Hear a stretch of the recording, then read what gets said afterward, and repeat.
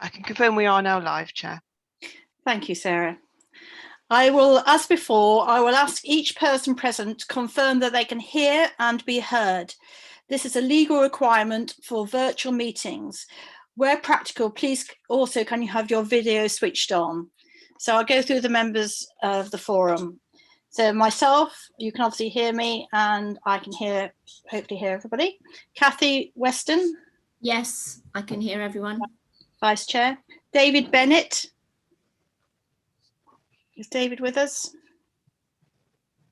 Not heard him. Yes, I can hear you. Oh, I hear. Sorry. Thank you, David. Christine Bryan.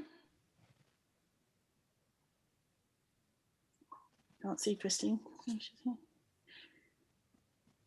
No, I can't see Christine at the moment. Pat Burbidge.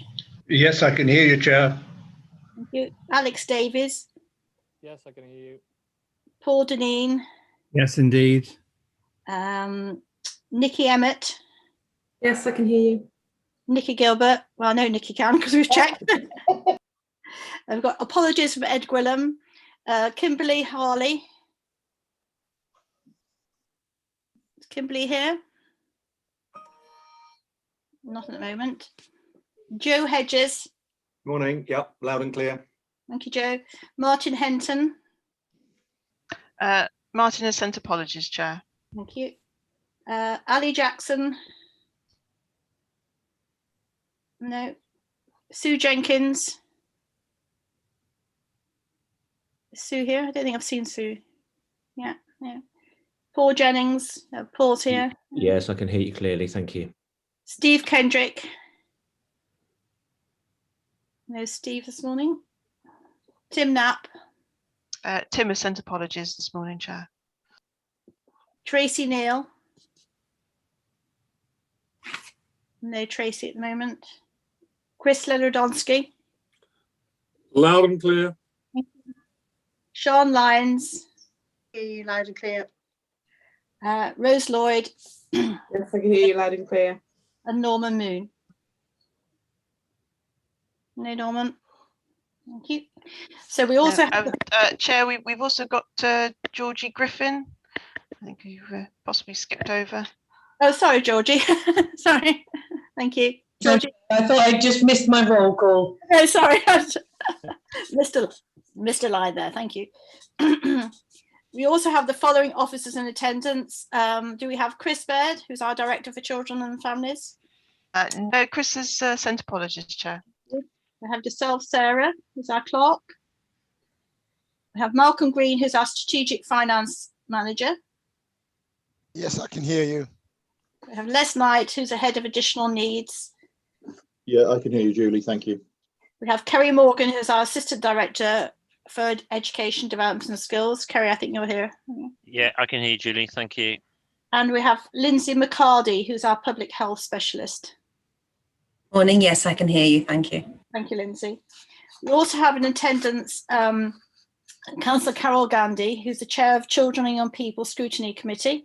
Yes, I can see and hear you, Chair. Thank you. And we have Councillor Diana Tornby, who's Vice Chair of the Children and Young People's Scrutiny Committee. Yes, thank you, Chair. I can hear you. Good morning, everybody. Thank you, Diane. Yeah. Thank you. The agenda, papers and other relevant information for this meeting are available for public viewing on the Herefordshire Council website. The Council is streaming this meeting live on the Herefordshire Council YouTube channel, and a recording will be available via the Council's website shortly after the meeting has concluded. Others are permitted to film and photograph and record our public meetings, provided that it does not disrupt the business of the meeting. Microphones should be muted unless you are speaking to prevent background noise. When invited to speak, unmute your microphone once you have finished, mute it again. Please use the raise hand icon to indicate that you wish to speak, and please remember to lower your hand after you have spoken.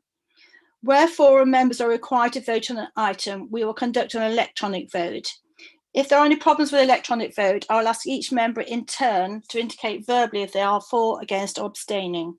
If a forum member has not been present for the whole of that discussion, on an item due to a technical failure, they should not vote on that item. Are there any questions about the procedure before we continue? Sorry, I didn't check. We haven't got anybody else, Sarah, have we? At the moment, no. No, I don't believe there's anybody else at the moment, Chair. Councillor Felicity Norman has said she's got a prior appointment, but she hopes she may be able to join us part way through. I can see that Tracy Neal's just joined in the waiting room, so if you just want to check that she's able to hear us and that we can hear her. Hello, Tracy. Can you hear us? And can you hear us? And can we hear you? You're on mute at the moment, but.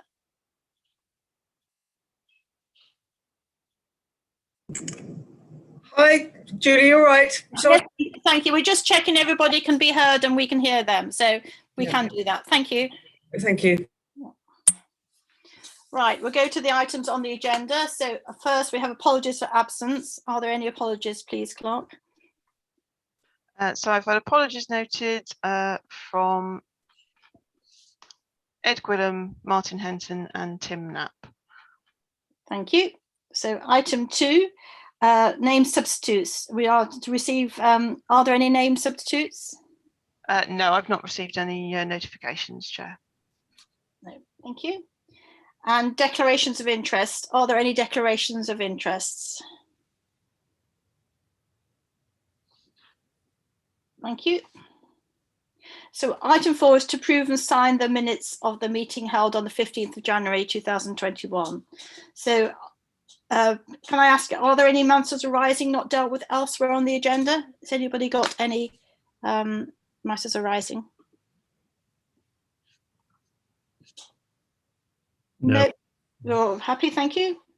So Clark, can we please bring up the voting screen? If you were not present at the last meeting, you should abstain from this vote. So we'll just wait while Sarah does the voting screen for us so we can approve the minutes. Thank you, Chair. That should be on screen now.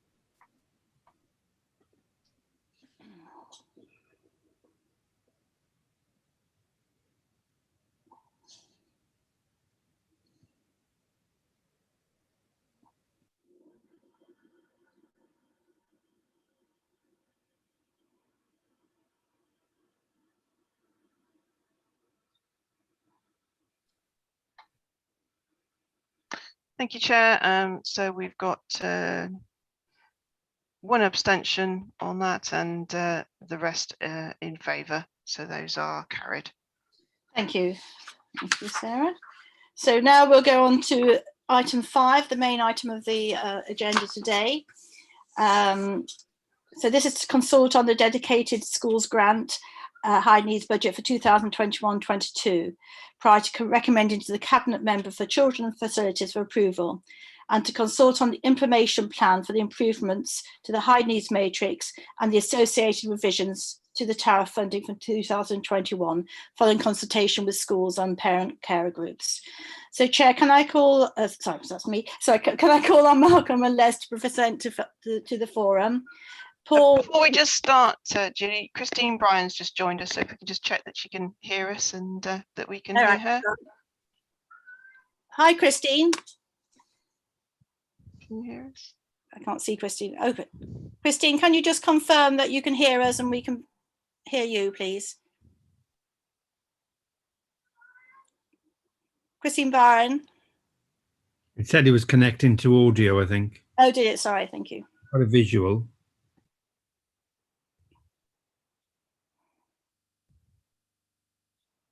Christine, can you hear us?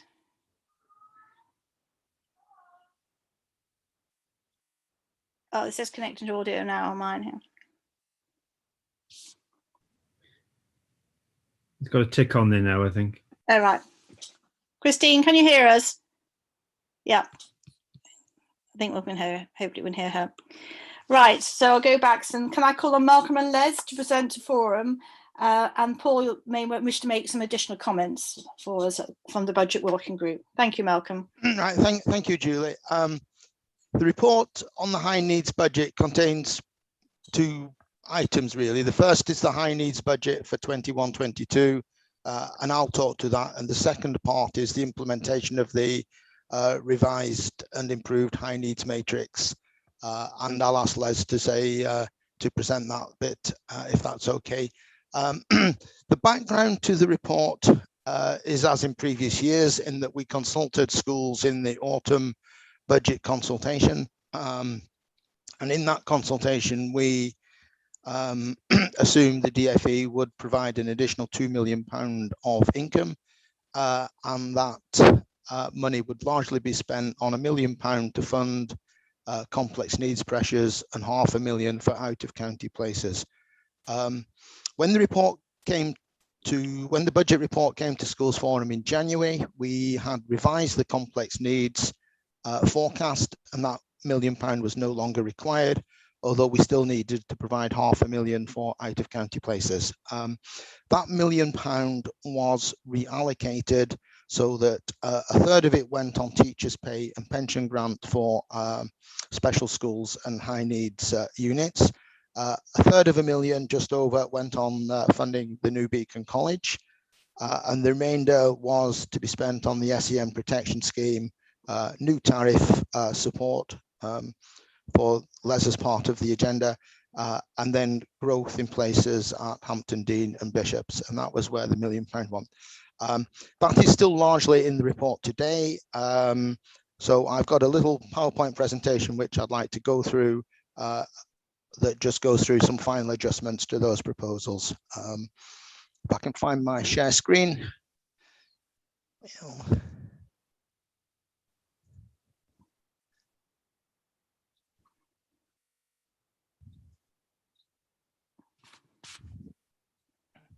Right, so I trust everybody can see that, and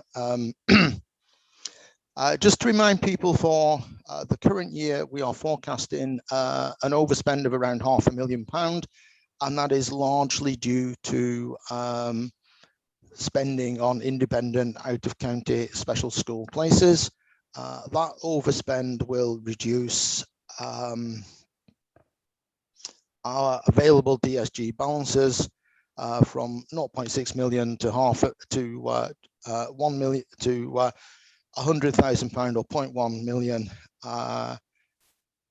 And the budget for this year is still a balanced budget, and I hope and we forecast that we will stay in a small surplus this year and next year.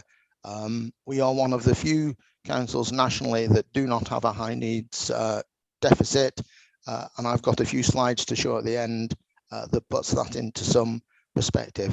The budget also provides a little bit of extra growth for the out of county places. It covers the overspend and provides a little bit of growth in case we need it. Just to set out the money from the DFE for the high needs block, we get £20 million allocated by the DFE. There are £3 million of deductions at source, which are for special school places in academies, FE college places and independent provider places, and 2 small places at the sixth form college in Hereford. All of that leaves us with £17 million to allocate in the budget this morning. The final adjustments that I talked about, we have making some adjustments to the PRU funding following a review which has determined from outside PRU head teacher support suggested that we should limit the PRU places to 50 places, and that will be effective from September. And I think Les may want to say something about that in due course. We've increased the out of county places by 550k.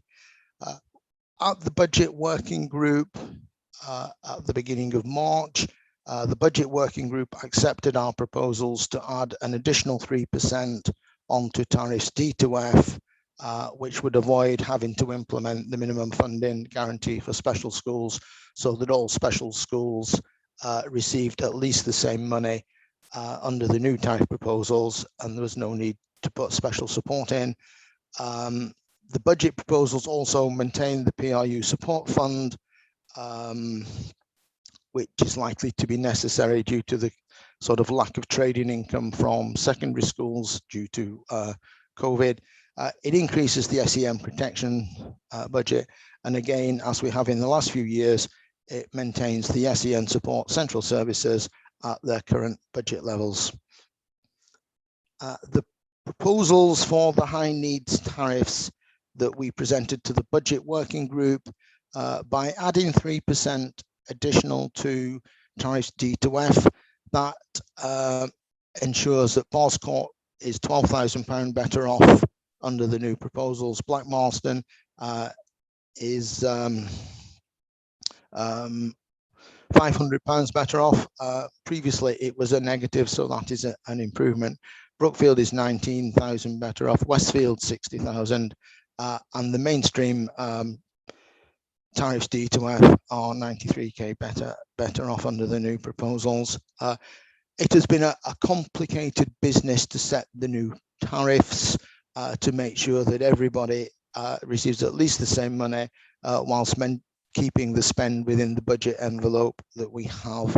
And these proposals do that, which will allow us to go forward so that every pupil with high needs is funded at the actual tariff rate that is set by the matrix. And that is the same rate for specials, regardless of which school the pupil attends. There's a little extra cost of 11k for the PRU top-ups, and we also have added an additional £108 on to tariff C4 because we were concerned that the gap between tariff C4 and D1 was wider than we would ideally wish. And that really just encourages schools to apply and make a leap to tariff D1 rather than stay on C4. We ideally wish to have a sort of uniformly graduated tariff values that are smooth between each tariff point, and we will have to come back in future years and address that gap between tariff C4 and tariff D1. We have primarily spent our time looking at in the new tariff matrix and the review of the tariff values, looking at special schools. There is still some more work to do with the resource bases at Hampton Dean and Bishops, although there is no financial cost to this because they have separate budgets, and we will do further work with a sample in the summer term and review the costs and apply the minimum funding guarantee if necessary, so that neither school loses out. And we've had discussion, we started those discussions with both Hampton Dean and Bishops in the last couple of weeks. I'll just very quickly put some slides up that shows the proposed high needs budget. I will take any questions on these, but it's largely just a sum of numbers so you can see the ups and downs. On this first page, you can see that we've added £500,000 to independent special schools, and that has effectively added another 50% onto the previous £1 million budget.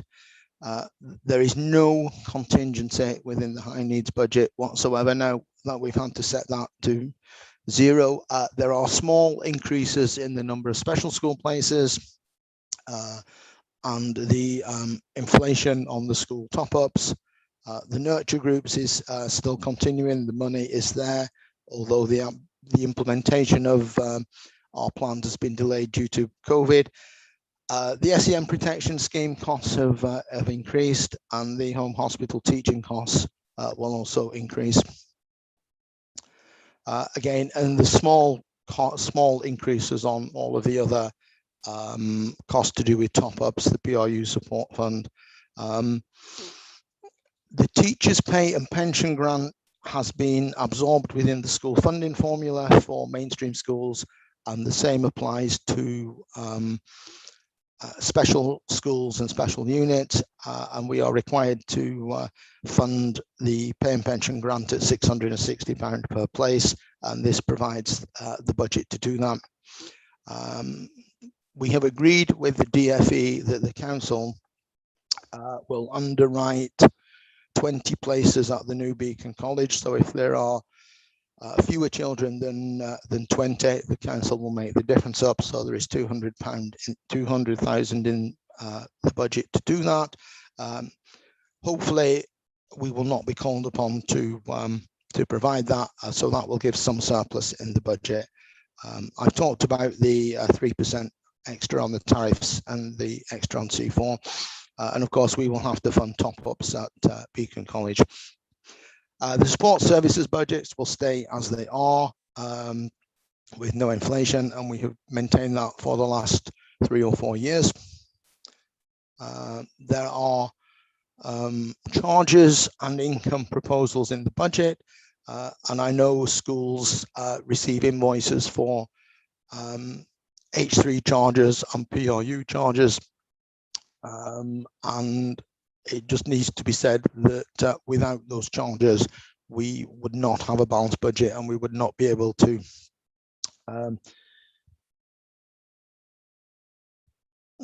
I guess provide the H3 and PRU services as we do.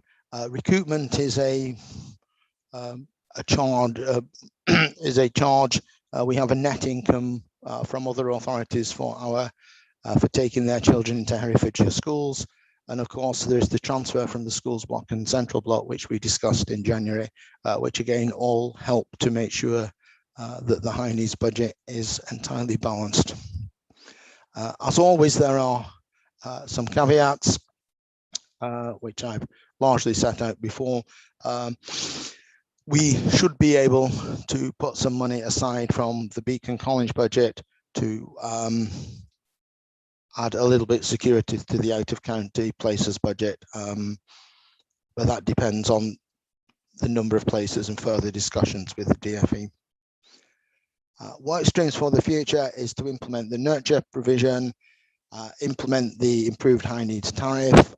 We are still awaiting the DFE send review, which has been promised imminently, and time is of course getting short, because if we don't receive that in the summer term, it will be difficult to make new arrangements from April 22.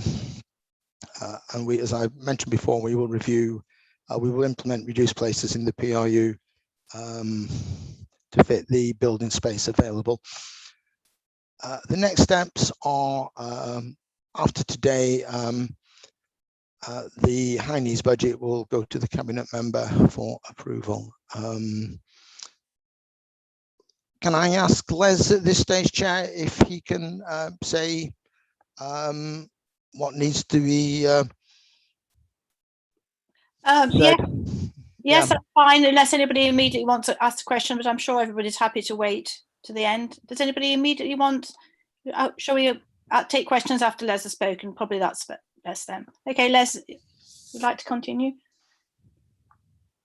Can't hear you, Les. Can you hear me now? Yeah. Yeah, okay. So just picking up one or two of those points that Malcolm made. The Beacon College, you know, the DFE requiring assurance over those 20 places. The projections we have had working with Barscourt Trust is that that's likely to be more than 40 pupils or students moving into the Beacon College when it opens, and so that assurance to the DFE is probably not required, as Malcolm said. So that may create a little bit of headroom in other parts of the budget, but it's still pretty tight with the contingency going down to the level it is. So in relation to the PRU, when we embarked on some school improvement work with the PRU, the advice from the external consultant was that in order to achieve the changes to provide pupils with the necessary outcomes they deserve, then we needed to have more young people on site. The model previously had been a split one with students having 50% on site and approximately 50% in external alternative provision locations. This was to manage to get all the students onto, into the building.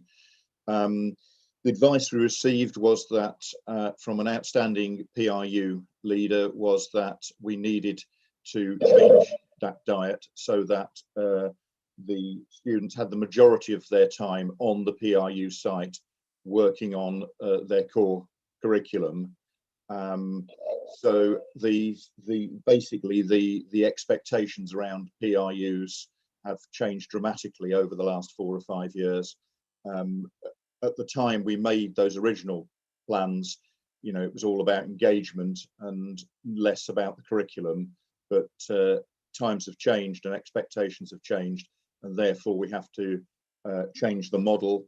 This means that we can't facilitate as many students on the 2 PRU sites as we had currently commissioned. So there is a need to shrink that back to 50 places from what had previously been negotiated, which was 80 and then subsequently 65. The PRU is carrying a staffing for the original 80 because it had been hoped that trading would replace the funding that the local authority had provided. We've moved to a position which is our statutory responsibility of only taking responsibility for permanently excluded students and a few others who have particular circumstances. But COVID came along in the middle of launching that trading, has resulted in significant projected budget overspends if we don't do something, of the order of something like 300,000 deficit in the budget if we don't do anything. So hence a restructure is now taking place. I don't want to say any more about that because it is very live at the PRU, but that's the basic situation in which we find ourselves. So, and it explains that there are various financial movements in the budget to facilitate that. Is there any other questions that on that, or anything else that people would like to? Thank you, Les. Malcolm, does anybody have any questions for either person? We've got Chris. Thank you, Chair. I have 2 areas of concerns relating to the PRUs that I would like minutes including. Sometimes it is easy for people who make decisions in education to get carried away looking at pound signs. This is at the risk of sidelining the educational priority, the needs of the children, which I think is paramount. My first area of concern is the reduction in numbers at the PRU. In 2019, it was 80. In 2021, there will be only 50 commission places. This is a very serious reduction. What are the consequences going to be? I don't know. I would like to suggest that there is a review into the consequences of this reduction, including details of how many pupils are denied a PRU place because it was full, or denied a PRU place because mainstream schools found the cost so prohibitive. And this review will be to report back to Schools Forum in 2022. The second area of concern I have, also relating to PRUs, is that Herefordshire is a large rural county. All the PRU provision is within Hereford City. What happens to those pupils who may be eligible for a PRU place but live in the far-flung reaches of the county, for instance, such as Kington? Would it be acceptable to expect a disaffected pupil to travel from Kington to Hereford to attend a PRU or not? I don't know. But it'd be interesting to have a review of what happens to those pupils for who access to Hereford City PRU is difficult. Once again, such a review to report back to Schools Forum in 2022. Thank you. Thank you, Chris. Would you like to respond to that, Les, please? Or? Yeah, okay. So there are quite a number of things that we will need to pick up there. Firstly, I would suggest that Schools Forum is primarily a financial vehicle. So that although some of the points relate to finances, some also are much wider than that. And so I think Schools Forum would have to decide what it wanted to look at. I will try and answer some of Chris's points. So when we had 80 PRU places, we were going way beyond the local authority's statutory duty to provide places for those who are permanently excluded. The calculation at the time was that of those 80 places, 50 as an absolute maximum were required to facilitate permanent exclusions. You've got to remember that there aren't 50 in any one year. It's a cumulative effect. So, you know, those who are excluded, permanently excluded in, say, year 9 will be there, often will be there in year 10 and 11, although we would hope that some children go back, but it's not that common. So, you know, obviously if they're excluded in year 7, then you've got 5 years that they're at the PRU. So doing some calculations resulted in that top figure of 50. And that is what you know, that we agreed to commission from the PRU for permanently excluded places. For those pupils and those that the local authority have responsibility for, they are provided with transport to the nearest school that can meet need, i.e. the PRU. So that answers the transport for those students, and you know how we get them from the reaches of Herefordshire, you know, the far reaches of Herefordshire. For all other pupils, schools are responsible for the they are still on the school roll and they are responsible for the PRU place. Technically, they're responsible for full funding of that and the outcomes achieved by those pupils. In other words, it's a purchasing decision for the school. They can use the PRU or they can make other arrangements, and they are also responsible for the transport. I accept it's not easy, but that is the technical position, and that's the position we moved to when we moved from 80 local authority commission places to 50. So we had hoped, so the staffing was maintained, and we had hoped that trading would substitute for the local authority places. In other words, schools would buy places to make, and that would maintain the level of staffing at the previous level of 80. There were two things happened. I think that the costs schools found difficult, I accept that, and that COVID hit in the middle of the first year of trading, which meant that we have lost a year. But you know, obviously, if we're running a budget for 80 pupils and there are only money for 50 coming in, then we have to do something. The risk to the budget working, well, sorry, the risk to the budget is something of the order of 300 to 350,000 overspend if we carry on the current trajectory. I'm not dismissing Chris's points, but I'm just stating what the statutory responsibility is. It's been unfortunate that COVID has hit at the time it has, because it didn't allow us a true picture of where you know, the trading would have been if we hadn't had COVID. Schools weren't going to place students in the middle of COVID. It's very few places were purchased at that stage. So the current projection, because we have a big group in year 11 that are partly a legacy from the previous system, we will not have full PRU going into the September term, and it allows us to make these changes at this time. So to shrink back, to consolidate, to improve the curriculum range with a hope of improving outcomes for those students. And then there is a possibility to expand out again. But at the current time, there isn't a lack of places. Sometimes there are slight delays in entry to the PRU because of health and safety considerations. In other words, we can't induct a huge number of pupils at any one time, and there might be a slight delay in pupils entering. But there is not projected to be, and we've checked this, a shortage of places coming into this September term. We will need to review that carefully as we go forward. The limiting factor is the building space, and both in terms of the absolute physical space and the configuration of some of the rooms, and we are going to see what we can do so that we can potentially increase capacity if necessary. Thank you, Lau. I think Nikki would like to make a comment. So can we, Nikki, would you like to?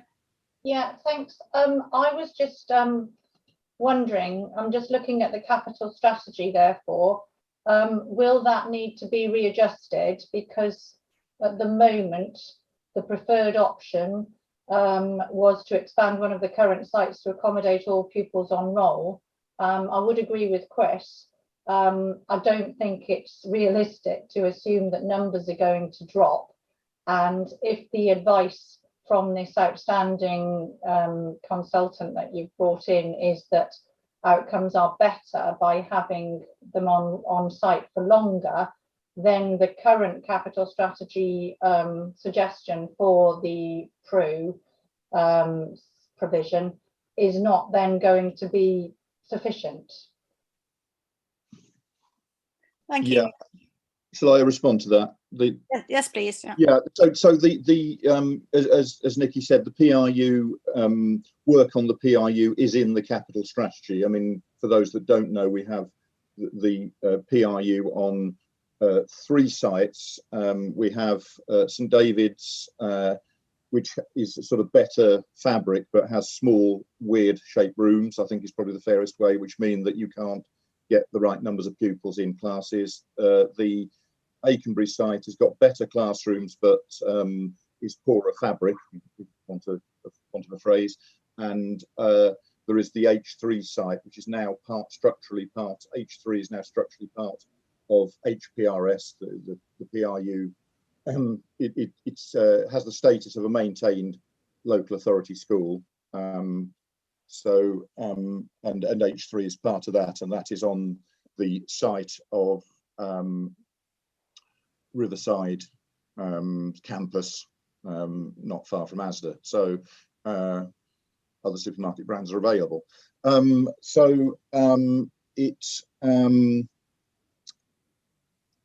It's got split site and poor accommodation. So we are aware of that before any of the current discussions. We are trying to look at the use of the land on the St David's site, but that is not confirmed. In recognition of this, we realise we are going to have to expedite, you know, in order to meet those recommendations and potentially to meet long-term demand. We're probably going to have to expedite the position in the capital strategy for the PRU HPRS buildings, but that's still what is suggested there is still potentially a viable option, but we would need to look at that more closely now, and the people working on the capital strategy have been alerted to that fact. Thank you, Les. Paul, you like to make some comments? First of all, can I support what Les has said with regard? I think it's a difficult time for PRUs and like outdoor companies, the people who do outdoor pursuits and things. I mean, they're not getting any funding compared to sort of schools, etc. I mean, it's a very difficult time, and there is a current restructuring going on at the PRU and HPRS. And I just wanted to say, I think the local authority has been extremely supportive with regard to the restructuring process. So I just wanted to thank them for that. But I do think that it would be useful to have a further conversation about the PRU HPRS situation. But I don't think Schools Forum is probably the place to have that conversation. But a conversation offline somewhere else would probably be useful, and then anything of relevance could come back to Schools Forum. Hope that's helpful anyway. Thank you, Paul. Carrie, do you want to make any comment about this, or you? Just to echo what's being said, Chair, really, it would be wrong to characterise this as a money-saving exercise, because it isn't that at all, actually. What we're trying to do is reorganise the PRU to protect it. Paul is right, and I'm grateful for his intervention there, which is actually that where we've fallen foul here is because the pandemic model, the pandemic has challenged the model that we set up before it really got off the ground. In essence, schools were being asked to fund the places, as is right, that they were using. That hasn't happened because they haven't been buying the places. So that's what's driven this. So I think I probably would support Paul's request that we have a look at this offline and outside of the meeting and bring it back to Schools Forum. but it isn't a money-saving exercise. In fact, the opposite. What the PRU are looking at the moment is quite a large-scale structural reform. Some of it about the finances, a temporary change to places available to help with that. But there are other things going on at the PRU as well in terms of changing their curriculum. They are hampered a bit by the buildings they're in. So I take Nikki's point about capital strategy point there, but I think it's much bigger conversation than we have time for here, Chair, if I'm honest. I'm comfortable with the detail. I will say that Les and Malcolm have been involved in these conversations all the way along. And in fact, we've involved the PRU management quite closely as well in this to date. So it isn't a comfortable place in as much as the model we hoped would work. I still think will work. It's just been damaged because in the last 12 months, schools haven't been, for understandable reasons, buying the places in. I think Nikki is right. I don't think the demand will drop in the future. What we're asking for is to manage it in the next 12, 18 months. Actually, the numbers, predicted numbers, make it comfortable is not the right word. We think because of the number of places likely to be asked for in certain year groups, it's not as dramatic a change as actually it might look on paper. That the demand for the coming year might be lower before it starts to rise again, which is partly why we've arrived at these figures. Thanks, Chair. Thank you. Julie, could I just make an additional comment? Yes, yes, please do. So when we made the original changes and we moved back to our statutory responsibilities, you know, that I've described previously, it was recognised that the per capita amount that Herefordshire was putting in for PRU students was lower than national. We did something about that at the time, what we could afford within the constraints of the budget, and we increased the tariff at that time. But as a result of you know, these current discussions around the new model, we are Malcolm has identified a much higher tariff for each individual pupil at the PRU, which should bring us more into line with you know, the other areas in the country. So it's worth saying that you know, to that extent, we are trying to ensure we fulfil our duty to these students. So there's been a significant per capita increase in the amount we're putting in. So you know, that obviously helps to also support the budget at the PRU. But we are trying to do what we can within the constraints of the budget. As you can see, we are at zero contingency, so we don't really have any more that we can put into that. So thank you, Les. Has anybody else got any more comments? I think the general consensus is that some sort of discussion needs to be had further about this, but actually within the constraints of a meeting is probably not the right place. But if a group could meet and have that discussion and come back to forum at some time, is that what we sort of, is a general consensus, do you think? There generally seems to be a lot of people nodding of that. So can Les and you, can you expedite that with, and probably Kerry?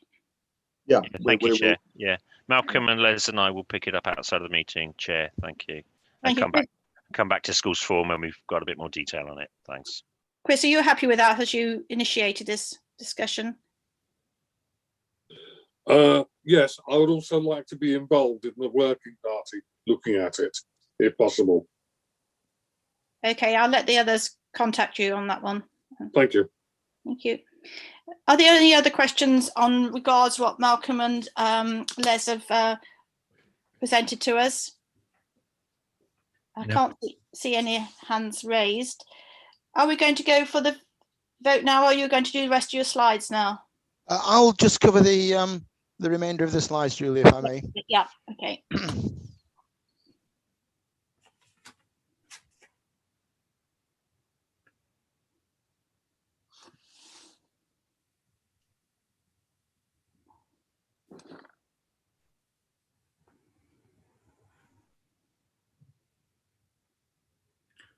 Right.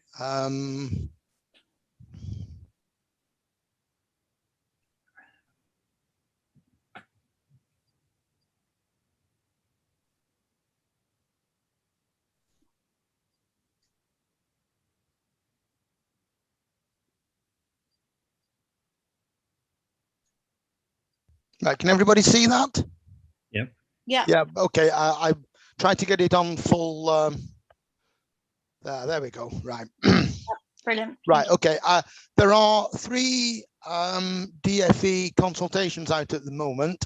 The first one is about changes to the sparsity factor for mainstream schools in the national funding formula. The proposal from April 22 is the DFE will add £10,000 onto the current sparsity values, which are currently 45 for primary schools and 70 for secondary schools. This is part of what the DFE trailed a year ago about increasing support for small rural schools, and that is welcome. There's also the proposal to replace the straight line sparsity measurements with road distance. It's currently the DFE use 2 miles measured in a straight line, and they have done a lot of work with Ordnance Survey, and they are now proposing to use 2 miles of road distance. This is extremely welcome because the straight line distance was obviously only ever an approximate calculation. As far as Herefordshire is concerned, that means 9 more of our primary schools will become eligible, and 5 of them will receive significant increases between £42,000 and £55,000. So 5 of those schools will become entitled to the full sparsity funding, which will be a welcome increase, I'm sure, to those schools. It is all welcome, and I intend to suggest as part of our consultation response that the DFE look in the future at applying the average speed to the road distance measurement to try and measure the travel time, because as we know, traveling 2 or 3 miles on a C-class road behind a tractor and a milk lorry is not quite the same as traveling 5 miles on an A-class road. And there's also something which is about sparsity is meant to protect the long-term stability of those small rural schools where there is no realistic alternative for pupils to attend.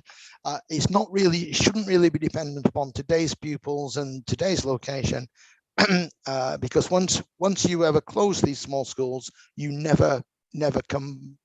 You're never able to reopen them, and they're there for the people who live in the vicinity and in that location. So everything on this consultation is welcome. It's improvements to Herefordshire schools, and there are 2 further suggestions about applying average road speed and some sort of long-term averaging of the funding over, say, 10 years, or making sure that the sparsity funding is not adversely affected by sort of families moving out of the village and then moving back in somewhere else, which we know happens. So that's welcome. That's a little update for them. I was also asked to provide some funding on high needs deficits on F40 survey. F40 did a survey in the autumn about high needs deficits. 77 authorities responded to the F40 survey. 69 of them expected to be in deficit, and only 8 had a balance or were expecting to finish early. Most local authorities say they had deficit budgets, were rising each year, some of them doubling, and 3 of them, the cumulative deficits were more than a year's income that they received in 2021. On the bottom of the slide, it shows that between 41 and 52 were asking Schools Forum to transfer money from the schools block to the high needs block. So that is about a third of authorities nationally. The graphs that hopefully you can see here, Herefordshire is over here on the left-hand side, and you can see these bars reflect the size of the high needs deficit, and it's split by year, so that the top of the bar is year 1, the second of the bar is year 2, and then year 3. So you can see down here that there are very few authorities still in surplus, and of those that are in surplus, some of them, 3 of them, are expecting to go into deficit. Herefordshire, we are predicting a very small surplus of 0.1 million. So that goes there. I'll just go on to the next graph, and you can see when you look over on the right hand side, you can see that bigger authorities like Surrey, the biggest deficit is £80 million in deficit for high needs, and many of these authorities over here really do have deficits that, in my view, are irrecoverable. The only way that these authorities are going to clear the size of these deficits is if by the DfE writing them off effectively. Interestingly enough, if you look at Herefordshire's statistical family of comparable authorities, Norfolk is one of our comparable authorities, so is Devon and Dorset. Wiltshire is one of our less comparable in the top 10 of our comparable authorities. So half of our authorities that are comparable to Herefordshire are in the sizable deficit category. There was an article that was presented in Municipal Journal about 3 weeks ago that actually showed Herefordshire as one of the worst performing authorities nationally because they only took the 10 authorities that were still in a surplus and showed us overspending by £1 million and still just being within surplus. It was a completely false portrayal of the actual position, because Municipal Journal conveniently omitted the other 132 authorities that were in deficit. And I just wanted to show for them, these are the graphs that show you the true deficits of where many other authorities are, and these were the ones that were conveniently forgotten by Municipal Journal. So that, I hope, puts the record straight regarding high needs deficits. I think that's the 2 other consultations that are ongoing. There's one that Les and I will respond to about the national funding formula for high needs, and this asks for our views on the historic funding that is included in the national funding formula. The view that we have and the view that we've shared with F40 is that the historic funding block in the high needs formula should be allowed to sort of fade away over time, and the DfE's proposals do not seem to do that. The other thing to say about the consultation on the high needs block is it all seems a little bit premature when we are awaiting the SEND review proposals, and I think the DfE will need to come back and reconsider their funding consultation in the light of those SEND review proposals. And the third and final consultation that is in hand is a proposal to simplify the payment and the budget allocation of business rates for schools. The proposal is the DfE will withhold all the money in DSG and fund business rates nationally. Business rate billing authorities, of which Herefordshire is one, will basically send the bills to the DfE, and the DfE will pay them directly, and that should reduce the amount of cash that flows around the school funding system without any real purpose to it. And again, we will respond to that, and I have a meeting with F40 in about 2 or 3 weeks' time where we will agree our sort of common position. It's always been my view that Herefordshire is far better working through F40, and the DfE listens to F40's view, whereas I think it is unlikely to listen to Herefordshire on its own, and that's the way we've done these consultations, and we'll continue to do that. So I'm happy to take any questions, Chair, on that if anybody really does want to know any of the detail. Thank you, thank you, Malcolm. I was very keen that Malcolm presented that information at the end, which he presented to Budget Working Group. It shows where her position is, and also presents the good work that Malcolm does for all of us as well. Paul, I don't know if you want to make any comments on this, or if anybody else has questions. Thank you, Chair. No, I was just going to echo what you've just said. Actually, I would like to thank Malcolm and Les for the work that they put into this and for the contributions that they make to Budget Working Group and also to this forum, and thank colleagues on the Budget Working Group for the careful consideration that they've given to these matters as we've met. I think it's something that we should actually be celebrating, the fact that Herefordshire is in the top 5 in the country in terms of the high needs not being in deficit, and that goes a long way to reflect the hard work that's done both by the Budget Working Group and by Schools Forum. The only other thing that I think that I need to add at this point is that the Budget Working Group agreed to support the proposal for the high needs budget to Schools Forum, with the caveat that at the point that we met, there'd been no feedback from the consultation. It would be remiss of me not to check to see whether anything had arisen as a result of the consultation since our meeting. Paul, so just to come in on that,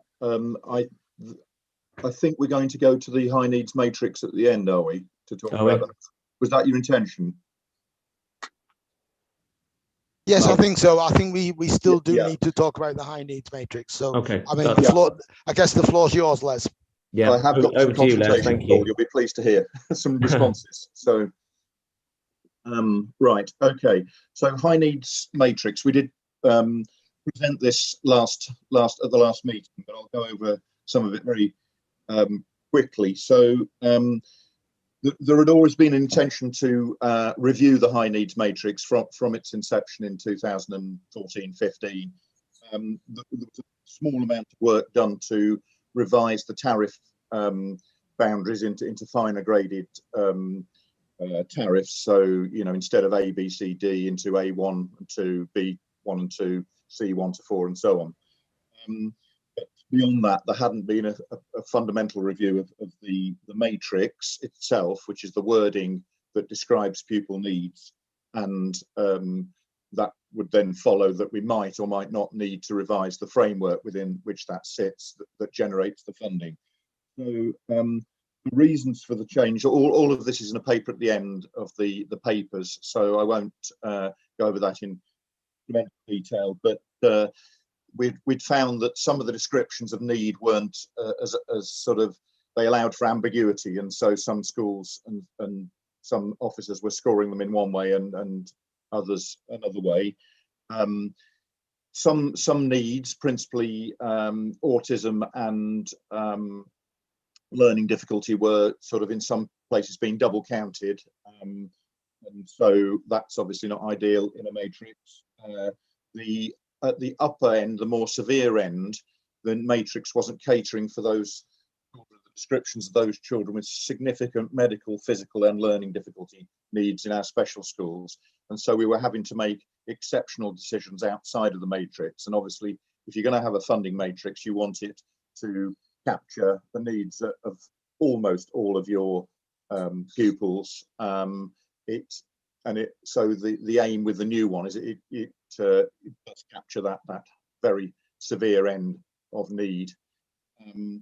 So there were a number of reasons why we felt it was necessary to revise the matrix. We also were working to a set of sort of financial principles that are also in that paper, that we wouldn't want big changes either on a pupil or a school level as a result of the work. We would not want, ideally, large leaps between one tariff and the next, because that provides a perverse incentive to push over that tariff boundary and increase the overall cost of the scheme. So they're all set out in the paper. We have latterly got some response to consultation about that. So firstly, there's some useful feedback from the parent carer voice from a parental perspective, and I'd asked them for responses to sort of 5 fairly sort of straightforward questions, and so the first one was, does the new matrix better reflect children's needs? And that they responded with 5 responses, and all 5 said yes. Does the matrix solve some of the issues that the old version had, i.e. double counting and so on? And again, there was unanimous response from the 5 respondents to that. Is the wording easier to determine which box on the matrix a child fits into, i.e. is there less scope for ambiguity? Again, universal support for that. Then I asked, is the proposed phased rollout at pupil transition points? So the intention is to change to the new matrix as children come up to phase transfer. So it would be implemented over a sort of 5-year period as everybody moved through their transition phases. There was a feeling from the responses that we had tried to implement this too quickly, and that's a difficult one. And it was largely around parental understanding of how the matrix works. I think, to be honest, that understanding would apply to the old and the new matrix. So there's clearly a need for some training for the parent carer group and their members in the use of the matrix, so they understand how their child's SEN funding at school is generated. But I don't think that prevails only to the changes to the matrix. So I suppose their point was, because they don't fully understand it, that it's difficult to make comment on that. It's tricky because I think we are wanting to move this forward. It has been on the blocks for several years now for a variety of reasons. And at the original design stage of the wording of the matrix, parent carer voice were involved in those discussions in some detail. It's just there's been a delay before that's actually been implemented. There hasn't been any change to it. So I think probably we need to offer some training in that, but I would not wish to delay the implementation because it's been delayed significantly before. There were 2 responses from schools. I think some of them are responses. Let me just.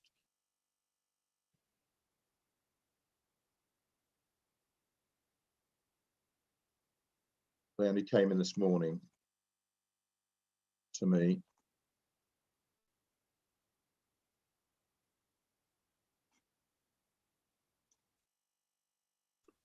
Right. Yep. And so one of them is supporting more the inflation proofing of the tariffs, really, on so the work Malcolm has done to increase the tariffs. So it's not really directly relevant to the matrix. And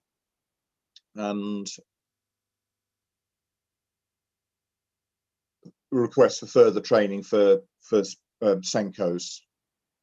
And then one comment about speech language communication needs being underfunded in the matrix, not being recognised sufficiently in the matrix. So those are the responses to the consultation. Les, I think Nikki would like to make a comment. Nikki, would you like to? Yeah, just for the benefit of everybody else, really, I think it's very, very different. Obviously, every aspect of changes to high needs funding, whether it's the way it's initially calculated via the matrix or the money that's available, they're so interlinked, and it's a very privileged position for practitioners to be involved in every part of the process. And as Les says, when we initially looked at that matrix being reworded because of the double funding of autistic tendencies for people with diagnoses versus non-diagnosed, we met in 2017. And so, there were parent carers on that, there were mainstream reps, there were Senkos, there were special school reps, there was SEN team reps. And I think what's happened is it's, actually far from it, it hasn't been rushed through. This has been 4 years in the actioning. And I think that without the benefit of every background piece of information, which I feel very privileged to know, every aspect of it, it's as fair as it's going to be And I think that maybe the reason that you got so few responses from schools is that we've talked around it a lot, and the SEN team have been, sort of very involved in it. But I think the comments from the mainstream schools around training for SENCOs and parents are that it is quite an involved process, and it is, for special school heads or specialist unit heads who are, that's all we've got is matrix and high needs all the time. That is our entire school. It is quite an involved and intricate process, and they're probably not able to explain. So I think one of the comments that we had was perhaps the SEN team members could attend all of the annual reviews that are going to be relevant to this in mainstream schools, so that they themselves can explain it a little further, because it's right, it's a very, very complicated things, and SENCOs possibly themselves don't even understand it fully unless they were involved in the consultation group, which was 4 years ago now. Thank you, Nikki. I remember the consultation group starting. I think I might have even attended a meeting many years ago. So I think the training aspect, which seems to be coming out of this, has anybody else got any more aspects they'd like to? I know time's ticking along as well. So could I just respond to what Nikki said briefly? Yeah. Yeah. So thank you for your support for the changes to the matrix. The SEN officers do that is the one set of annual reviews they do try and get to the transition phase transfer reviews. They don't always succeed. Obviously, if we've got somebody off sick or there's simply too many reviews on a single day, we may not fully meet that, but that is the intention. If we attend any reviews, it will be those transition reviews. So so I don't think in the consultation responses there's anything that is a full stop on this, but I do take on board the need for both parental training for parental groups and SENCOs. So I will feed that into SEN officers to do that. So thank you, everybody. Would anybody else like to make comments on anything that Les and Malcolm said earlier before we go towards the recommendations? Right. So unless there are any objections, we want to take all the recommendations as a package. Is everybody happy for us to do that? Can you raise your hand if you've got an objection to that? Okay. Is that fine, Clark? Okay. Yes, that'll be fine, Chair. Thank you. So I'm going to read the recommendations fully and then we'll go to a vote. So number one, that a balanced budget, the recommendations are as follows. One, that a balanced high needs budget for 2021-22 can be recommended to the Cabinet member for approval as set out in the report. Two, the school financial contribution to the SEN threshold cost within the SEN protection scheme to be limited to £150 times the number on the roll, or as at the October 2020 census for the financial year 2021-22. Number three, the implementation timetable for the new high needs matrix be approved as set out in the report. Four, the new tariff values be applied to post-16 contracts for the new academic year with effect from August 1st, 2021. Five, the new tariff values be approved as set out in the table in the report. Six, as presented to the budget working group on the 5th of March, the funding originally identified to provide for the minimum funding guarantee for the special schools, 100k, and to smooth the introduction to the new tariff funding proposals of 52k is better allocated as follows. A, to avoid the minimum funding agreement for special schools by adding 3% on the tariffs D to F, as set out in the recommendation 5 at a cost of 80,000. B, that additional funding of 11k be allocated for PRU top-ups to ensure that the PRU is fully funded for top-up D2. C, that an additional 108,000 is added to tariff C and 4 and tariff D1. D, that the remaining 50,000 of funding be added to the Outer County Special School. Sorry, I've got that. Hope I've got all that over. So can we please cast your votes and press the submit button? If you cannot see the voting screen or you're unable to vote, please raise your hand. Will the clerk please bring up the voting screen? That should be on screen for you now, Chair. Thank you.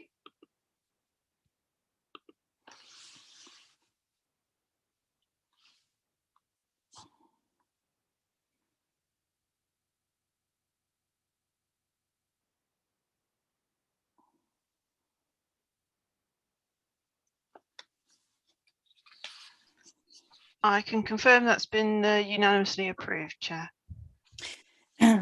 Thank you, Clark. And thank you. That was a very useful discussion, I think, and some useful points came out of that, which I know will be taken on by Les and Malcolm and Kerry. So thank you very much for everybody for that. So we're moving on to item 6, the update on the Solid Roots programme. And this is to review the delivery of projects under the Solid Roots programme. I think Lindsay and possibly Malcolm are going to update the forum on the delivery of these projects. Yes, thank you, Chair. Malcolm's going to say a few words first around the finances, and then I'll give you an overview. I've got a few points I would like to report back to the forum. Thank you. Right. Thank you, Lindsay. Simply just to remind forum that this is funding that originates from about 5 or 6 years ago that was surplus on the transfer of the 2-year-old NEF funding into TSG. The DFE for once gave us more money than we needed, and they didn't want the surplus back. So we had £890,000 to spend, and that has been allocated on a 3-part program, which Lindsay will update you on.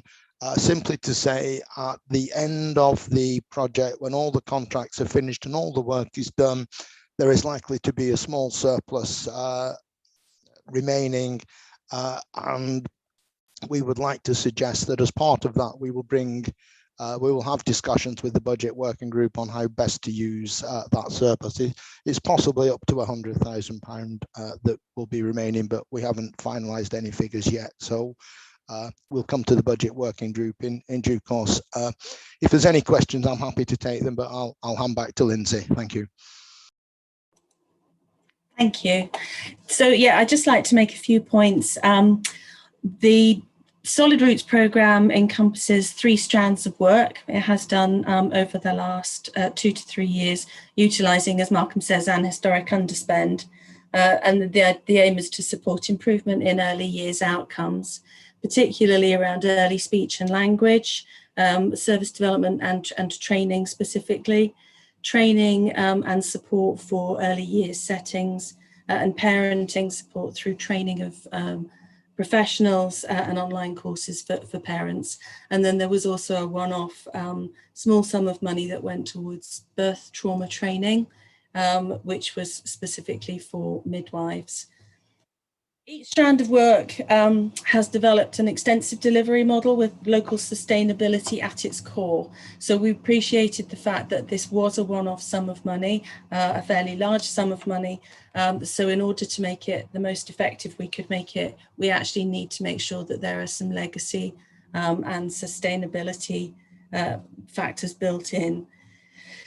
So for example, we have a bank of train the trainers now through the Solihull parenting programme. We've got some toolkits and initiatives that have required minimal setup or very small funding to set them up. They're now going to be maintained very efficiently and easily through existing services and processes. So for example, one of the examples is attached to the papers, and that's the My First Library Card scheme, which I think is a fantastic scheme. Actually, I personally really love that one. Obviously, there's been major disruption to delivery across all of the strands of work, particularly the face-to-face training due to COVID, and that has been significant in terms of actually completing the planned work. So the original end date for the programme as a whole was the end of this month. But what we have done is extended, actually all of the work has been extended really effectively till September to be completed. But though in effect, the only official extension really has been to the contract with Elklan, who were awarded the contract to deliver around speech and language for early years settings. So that's been extended for 6 months in line with other contracts across the council. Certainly that I've been involved with due to COVID. And some of the other work has either been rolled forward or, for example, with the Solihull training, that came to a halt. We're part of a national sort of pilot project, wave 3 of the pilot project. And so there was no facility for actually doing face-to-face training. And as you can imagine, with that kind of training, which is very much around understanding emotions, understanding behaviour, it's quite difficult to think how you might do that online. And nationally, it wasn't developed online, so we've had to wait quite a long time to get an online version that we could use and adapt. So I think 4 trainer courses were planned for each of the years. We've now run 4 since January of this year to try and catch up. So each of the strands of work are kind of catching up or adapting in the ways that they feel best works. The overarching goals and outcomes as set out originally were always going to be long-term goals and outcomes, for example, around school readiness. So we still plan to take some of those measures. You'll all be aware that some of the national data reporting was put on hold over the last year. So some of the kind of formal measures we haven't got anyway. But I think it was going to be a stretch to see what we could achieve in terms of those over a 2-year period. So that's always the plan, was to actually have an evaluation that's probably over a much longer period. But certainly in terms of the report and the progress that I can talk through, if people would like a bit more information, there's been really magnificent response from all of the settings and all of the different professional groups and agencies. We thought we might be overwhelming the early years settings with the amount of training that was being offered, with some of the support around developing forest schools, with some of the initiatives and encouragement to actually pick work up and really develop them around maths and literacy. But they've risen to the occasion and there's been a fantastic response. So in terms of reach and uptake within each of the strands of work, I think it's been really positive, and the work has been of fantastic quality. And I think there's significant progress been made, COVID notwithstanding. So I would be really pleased to bring you a report once the Elklan contract is completed and we've actually come to a kind of formal end of the programme. As I say, because of the sustainability that we've built into all of the projects, they will continue. Solihull training will continue. We have bought the online licence for parenting programmes for parents and families to do themselves, to take us through to 2025. And the toolkits, some of which are online through Wish, please do go and have a look at them. We'll get feedback on those and make adaptations as we need. So I'm really happy to bring back a report towards the end of the year, so that I can give you a kind of an end of programme report.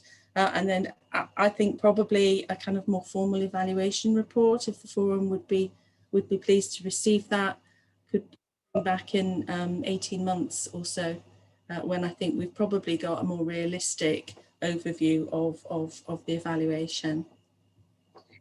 Thank you, Lindsay. That's really useful. And I think we've got some recommendations to go with what you've said. But would anybody like to ask any questions for the present time of Lindsay or Malcolm?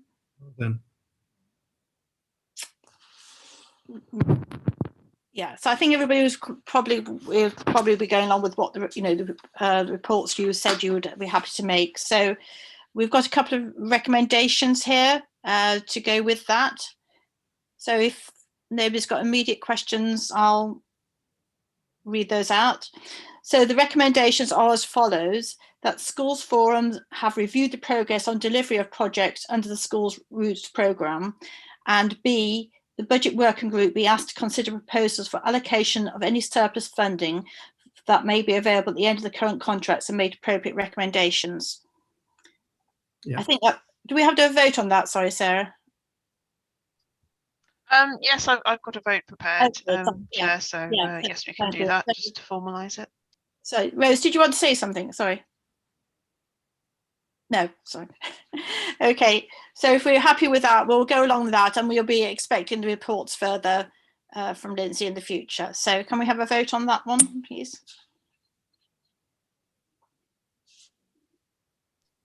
That should be on screen for you now.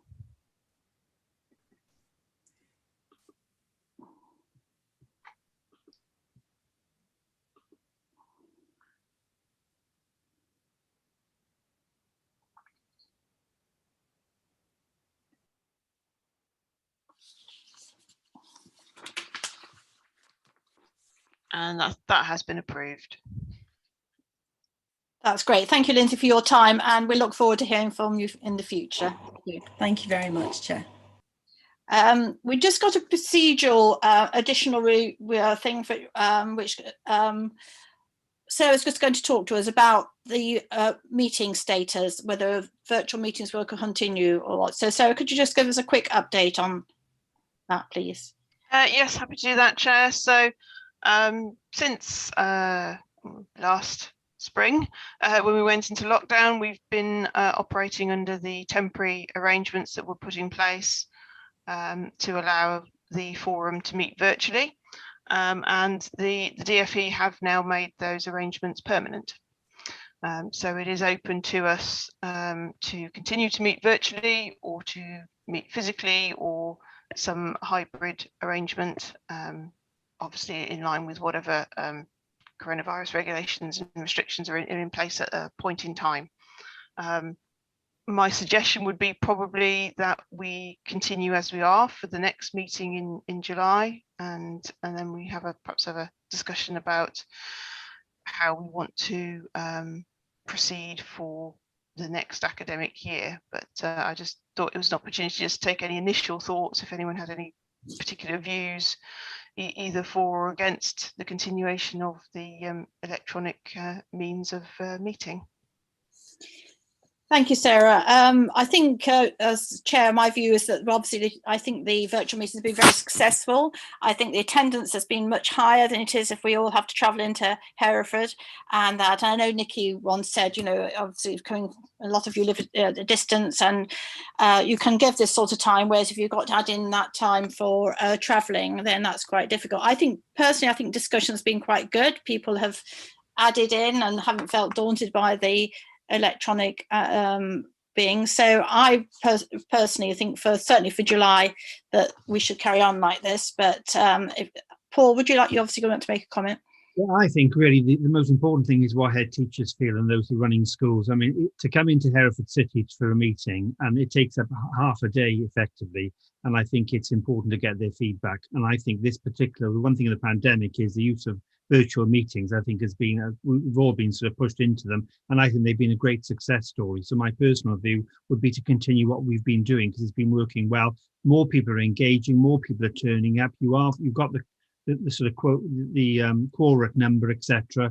And I think if there's anybody feels they didn't want to be involved, I think that's more likely, because everybody's got access. So I think that the council have organised these very well under your sort of guidance, Sarah. So I think all in all, my view would be to continue doing virtual meetings.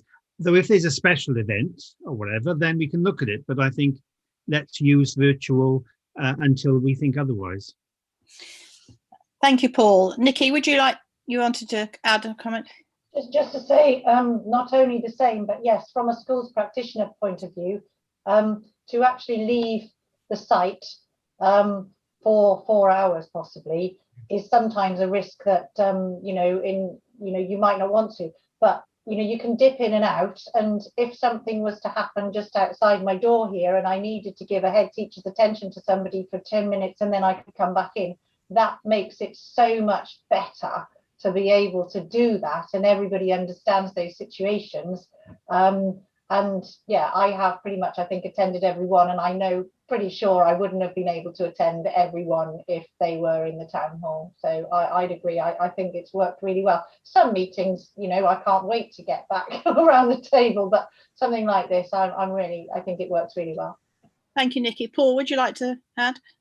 I was just going to echo that exactly. Being able to give up half a day is difficult, and I would presume that many of our colleagues in headship would agree that being able to devote the time as we are now is much more conducive to us being in school and being able to do our job, which we do for the rest of the time. So from my point of view, sticking with this would be the better option. Thank you, Paul. I think that's probably, I suppose, if anybody objects, really, I suppose it's probably rather than everybody seems to agree. I know a few people have put a clap up and things. So, I mean, if anybody has any, obviously, comments they'd like to make, they can make them to Sarah. But I think I would have thought there's a general consensus to carry on, certainly for the July meeting. And maybe, Sarah, we can look at it formally then. Is that okay? Yes, that would be my suggestion, Chair. Yeah, I can have a look through. The DfE say they're going to update the operational and good practice guidance. So once they've done that, I can have a look and see what pointers they've put in there, and then we can have a look at reviewing the forum constitution just to formalise those arrangements. Okay, thank you, Sarah. So with that, thank you all for attending. And the next meeting, which we've decided is going to be a virtual meeting, is on Friday, the 9th of July, 2021. So, Sarah, can I please have Clark, can I have the confirmation that the live stream has stopped?